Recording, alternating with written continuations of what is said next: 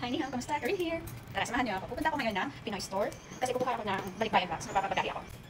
Wala akong kabalo kung may tawag dito sa school. Kaya may 4 days kami walang pasok dito sa Tainan. Magbabas lang ako ngayon. Maglalakad ako papunta ng bus stop. Ayan, let's go! So, diba sobrang init?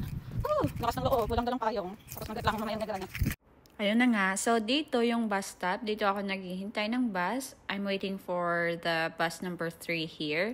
Ang tagal, ang sobrang init. At ayun na, finally, dumating na nga yung bus ko after 20 minutes na paghihintay. And tada! Ito yung sa loob. Umupo ako sa pinakalikod. May aircon yan. Tapos ayan yung sa labas, oh. Then, selfie muna. Hi! At ito yung famous na black building dito sa Tainan. Nakita ko si Jelly. Ang ganda na. Ang gandang bata nito. Mamula-mula yung pisngi. At ayan, summer na. Kaya ang gaganda ng mga damit. Selfie ulit. Ito din. Bet ko to talaga. Gusto ko siyang bilhin. Pero syempre, pinigilan ko yung self ko. Kasi box nga lang yung bibilhin ko ngayon. Kukuhanin kong box.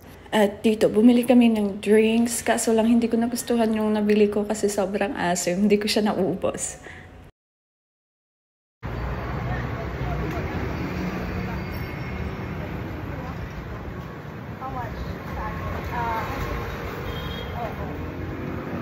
Ayan! Ang ganda talaga. Ang gandang bata. Ayan. Ayan. Puro ako ayan.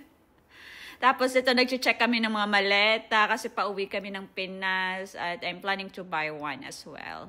The famous 2nd Street here in Taiwan. Makakabil kayo dito ng mga second hand na mga gamit. Ang gaganda. Ayan o, Michael Kors. Ang ganda no. Kasi hindi kami bumili. Nag-window shop lang kami. Ayan, ang ganda. Yeah. Koi fish food. Koi fish food. Tilapia fish food. Nababasa ko po. Really? Wait, tapos? Ayan, ikot mo siya. Tama na. Yeah!